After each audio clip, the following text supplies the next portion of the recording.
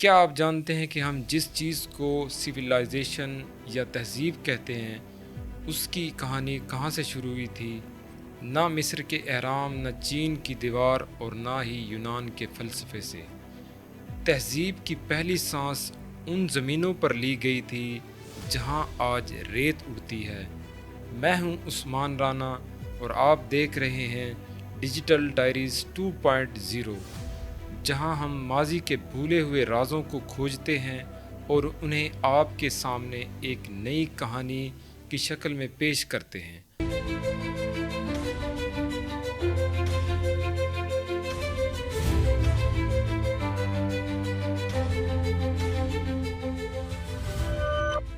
آج سے تقریباً 5000 سال پہلے انسان نے پہلی بار اپنی یادیں مٹی کی تختیوں پر لکھی، پہلی بار خدا کے لیے مندر بنائے، پہلی بار پہیہ بنایا اور پہلی بار زمین پر شہر آباد کیا۔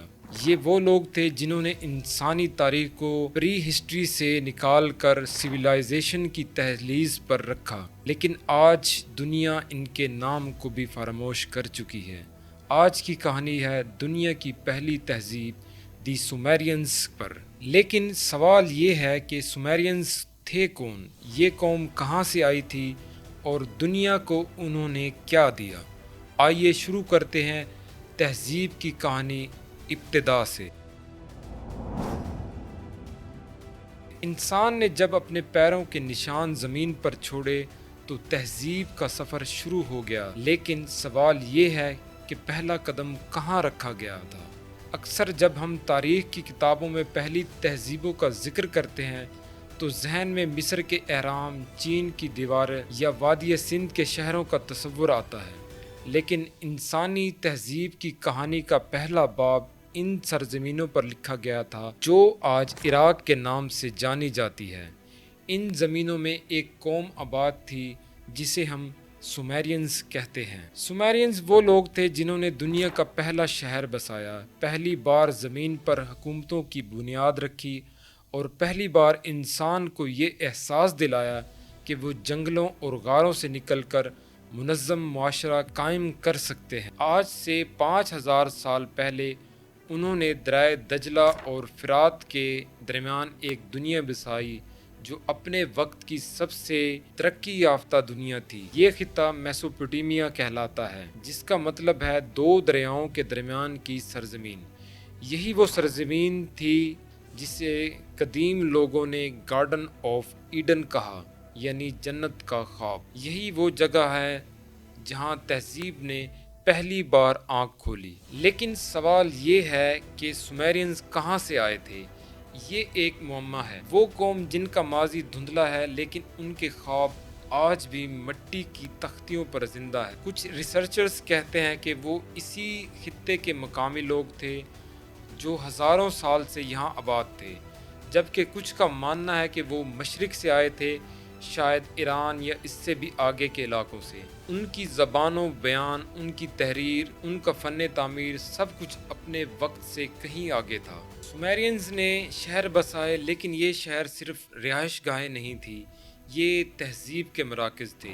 اور یوروپ، کریدو، کش اور نیپور جیسے شہر جہاں بڑے بڑے ٹیمپل بنے، جہاں بادشاہوں کی عدالتیں لگتی تھیں، جہاں بازاروں میں تجارت ہوتی تھی، جہاں علم اور فن کی بنیاد رکھی گئی۔ یوروپ شہر تو اپنے وقت کا سب سے بڑا اور جدید شہر تھا، جہاں لاکھوں لوگ بستے تھے۔ یہ وہ شہر تھا جسے تاریخ کا پہلا میگا سٹی کہا جاتا ہے۔ آج کے بڑے بڑے شہر جیسے نیو یارک، ٹوکیو کی بنیاد اسی شہر کے خوابوں میں دفن ہے۔ یوروپ کے در و دیوار پر تحریر کی جانے والی دعائیں، معاہدے اور کہانیاں آج بھی انسان کی تہذیبی یادداشت میں زندہ ہیں۔ سومیرینز نے اپنے شہروں کے درمیان وہ عظیم الشان ٹیمپل بنائے جنہیں زیگوریٹس کہا جاتا ہے۔ یہ سیڑھی نما ٹیمپل آسمان کی طرف بلند ہوتے تھے، جیسے انسان خدا کے قریب جانا چاہتا ہو۔ ان زیگوریٹس کے بارے میں کہا جاتا ہے کہ بابل کا مشہور ٹاور، دی ٹاور آف بیبل، بھی اسی طرز پر بنا تھا۔ سومیرین زیگوریٹس نہ صرف عبادت کے مقام تھے بلکہ یہ مذہب علم اور سیاست کا مرکز بھی تھے۔ ہر شہر کا زیگوریٹ اس کی روحانی سماجی طاقت کی علامت تھا۔ لیکن تہذیب صرف شہر بسانے سے نہیں بنتی، تہذیب وہ ہوتی ہے جو دنیا کو نئے خواب دیتی ہے، نئی ایجادات دیتی ہے۔ سومیرینز نے ایسی کئی ایجادات کی جنہیں نہ صرف ان کے وقت کو بدل دیا بلکہ آج تک انسانی زندگی کا حصہ ہیں۔ تو آئیے دیکھتے ہیں سومیرینز نے ہمیں کیا کیا دیا۔ جب ہم ایجادات کی تاریخ پر نظر ڈالتے ہیں تو ہمیں اکثر انڈسٹریل ریولوشن یا جدید ٹیکنالوجی کی مثالیں دی جاتی ہیں، لیکن حقیقت یہ ہے کہ انسان کی سب سے بڑی ایجادات کا سفر آج سے 5000 سال پہلے شروع ہوا تھا، ان زمینوں پر جہاں سومیرینز نے تہذیب کا پہلا قدم رکھا۔ سومیرینز نے ہمیں صرف شہر نہیں دیے، انہوں نے ہمیں وہ ٹولز دیے جن کے بغیر آج کی دنیا کا تصور بھی ممکن نہیں۔ انسانی تاریخ کی سب سے بڑی ایجاد تحریر سومیرینز کی دین ہے۔ کیونیفارم اسکرپٹ دنیا کی پہلی تحریری زبان تھی۔ مٹی کی تختیوں پر لکھے گئے وہ لکیریں جنہوں نے وقت کو قید کرنا سکھایا۔ تحریر صرف الفاظ کو زندہ رکھنے کا ذریعہ نہیں تھی، یہ انسان کی پہلی بغاوت تھی۔ بھول جانے کے خلاف انسان نے پہلی بار اپنے خیالات کو لفظوں میں ڈھالا، اپنی یادداشت کو آنے والی نسلوں کے لیے محفوظ کیا۔ سومیرینز نے جب تحریر کو کہانیوں کے لیے استعمال کیا تو انسانیت کی پہلی عظیم داستان لکھی گئی، دی ایپک آف گلگمش۔ گلگمش کی یہ کہانی دنیا کی پہلی مہاکاوی داستان ہے جو ایک بادشاہ کی تلاش حیات اور ابدیت کی تلاش پر مبنی ہے۔ اس داستان میں سیلاب کا وہ قصہ بھی شامل ہے جو بعد میں بائبل اور قرآن پاک میں حضرت نوح علیہ السلام کے واقعے کی شکل میں نظر آتا ہے۔ تحریر نے سومیرینز کو صرف حساب کتاب تک محدود نہیں رکھا، بلکہ انہوں نے شاعری، دعا اور ادب کی بنیاد بھی رکھی۔ دنیا کی پہلی معروف شاعرہ انہیڈوانا بھی اسی تہذیب کی دین ہے۔ انہیڈوانا نے خدا اور کائنات کے حوالے سے ہیمنز لکھی، وہ آج بھی انسانی ادب کا اولین خزانہ سمجھی جاتی ہے۔ دوسری ایجاد پہیہ، جس کے بغیر آج کی دنیا کا تصور ممکن ہی نہیں۔ ٹرانسپورٹ، مشینری، انڈسٹری، ہر چیز کی بنیاد وہ پہیہ ہے جو سومیرینز نے ایجاد کی۔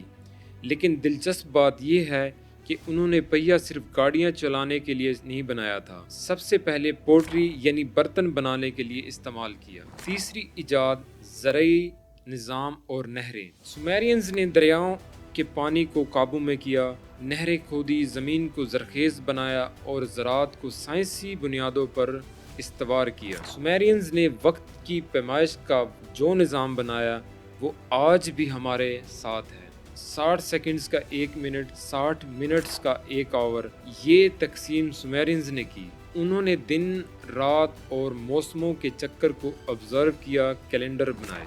وقت کی پیمائش کے ساتھ ساتھ سومیرینز نے میتھمیٹکس کے اصول بھی وضع کیے۔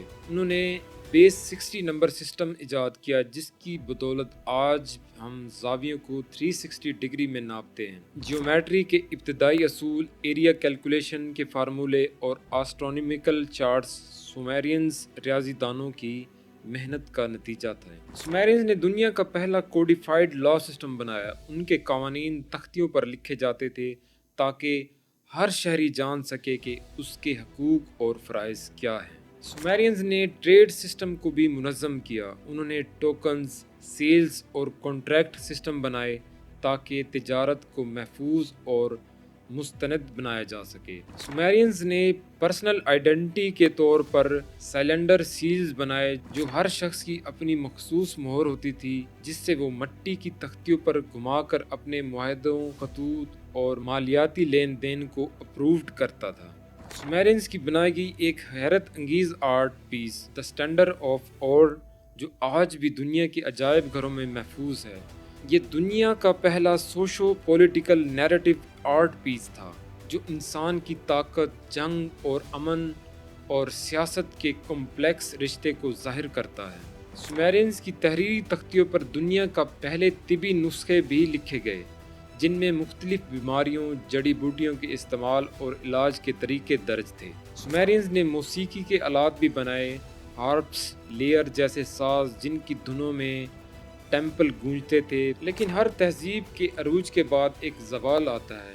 سومیرینز کے ساتھ بھی یہی ہوا۔ سوال یہ ہے کہ وہ قوم جس نے دنیا کو تحریر، قانون اور شہر دیے، وہ زوال کا شکار کیوں ہوئی؟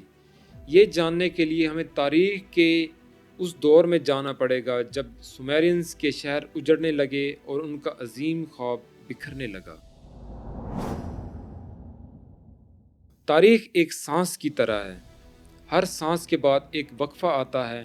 سومیرینز کی تہذیب بھی ایک گہری سانس تھی، جس کے بعد تاریخ نے خاموشی کا وقفہ لیا۔ ہر عروج کے بعد ایک زوال آتا ہے، لیکن کچھ زوال صرف سلطنتوں کا نہیں ہوتا، وہ خوابوں کا زوال ہوتے ہیں۔ سومیرینز نے دنیا کو تحریر دی، قانون دیا، وقت دیا، زراعت اور تہذیب کا خواب دیا، لیکن پھر ایسا کیا ہوا کہ وہ قوم جس نے دنیا کو روشنی دی خود اندھیروں میں ڈوب گئی؟ سومیرینز کا زوال آہستہ آہستہ شروع ہوا۔ ان کے شہروں کی بنیاد پانی پر تھی، دریا دجلہ اور فرات ان کے لیے لائف لائن تھی۔ لیکن جب انسان فطرت پر قابو پانے کی حد سے آگے نکل جائے تو فطرت اسے یاد دلاتی ہے کہ اصل طاقت کسی کے پاس ہے۔ سومیرینز نے زمین کو زرخیز رکھنے کے لیے نہریں کھودی، لیکن وقت کے ساتھ ساتھ ان نہروں میں پانی کے ساتھ نمک بھی جمع ہونے لگا۔ جہاں کبھی فصلیں لہراتی تھی، وہاں اب زمین میں دراڑیں پڑنے لگی، جیسے فطرت خود انسان کی انا پر طنز کر رہی ہو۔ زمین زرخیز نہیں رہی، بنجر ہونے لگی۔ زراعت جو ان کی معیشت کی بنیاد تھی، ان کے زوال کا آغاز بنی۔ دوسری طرف سومیرینز شہر، ریاستیں ہمیشہ ایک دوسرے کے ساتھ برسرے پیکار رہتے۔ کش، یوروک، لاگاش، ہر شہر اپنی طاقت کا دعوے دار تھا۔ وہ ایک دوسرے کے خلاف لڑتے رہے اور وہ بھول گئے ان کی اصل دشمن ان کی اپنی ضد تھی۔ ایک مشترکہ سلطنت بنانے کے بجائے انہوں نے اپنی قوت آپس میں کھو دی، اور پھر شمال سے ایک آیا فاتح، سرگون دی گریٹ، اکادیوں کا بادشاہ۔ اس نے سومیرین شہروں کو فتح کر کے اپنی اکادی سلطنت کی بنیاد رکھی۔ لیکن ایک فاتح صرف تلوار سے نہیں جیتتا، وہ اس وقت جیتتا ہے جب لوگ اپنے خوابوں پر یقین کھو دیتے ہیں۔